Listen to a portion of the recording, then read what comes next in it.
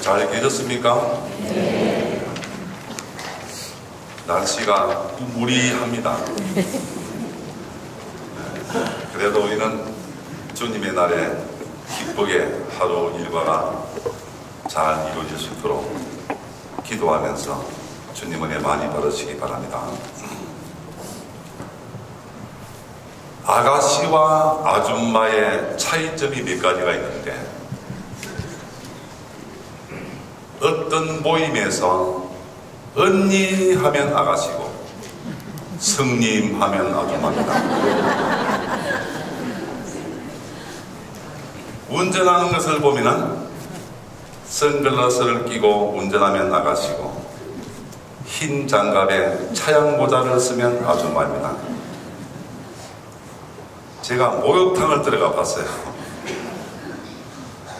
아가씨들은 수건을 몸에 가리지만 아줌마들은 머리에 두릅니다.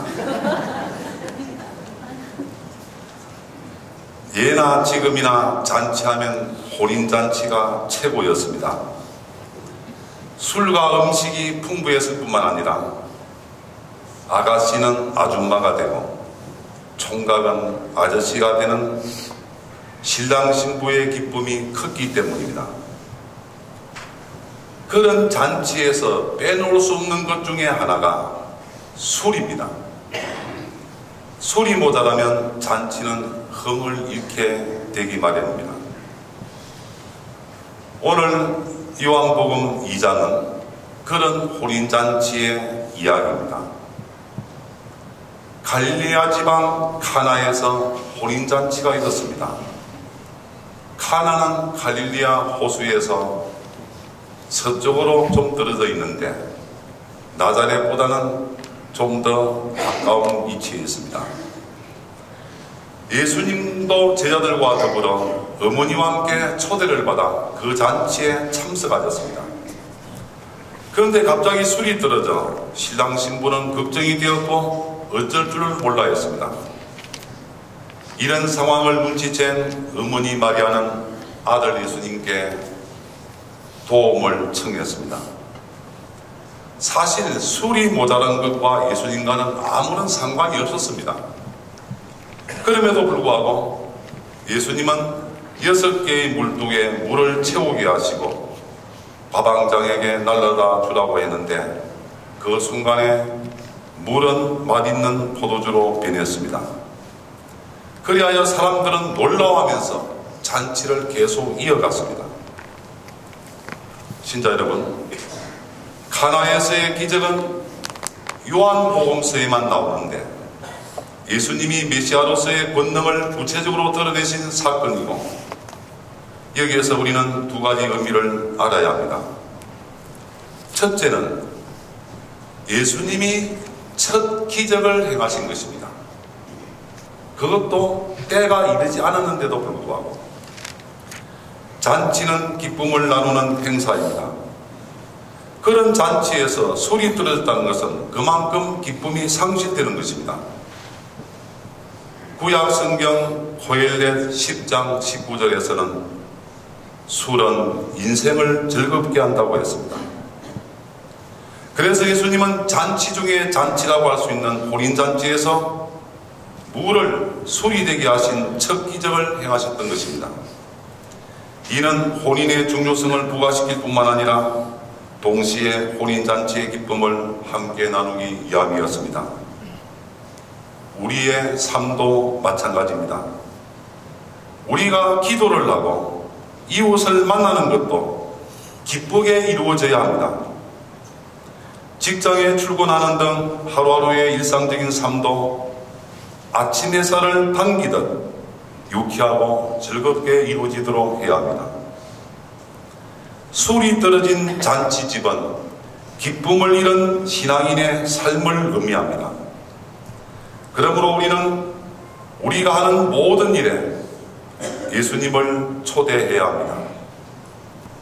왜냐하면 예수님의 손을 거치면, 예수님이 우리와 함께 하시면 모든 것이 가능해질 뿐 아니라 풍부해지기 때문입니다.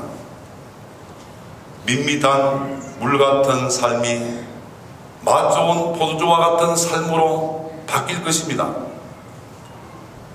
우리 안에 섬에 있는 불신의 물이 있다면 믿음 충만한 포도주가 될 것이고, 거짓의 물은 정직의 포도주가 될 것입니다.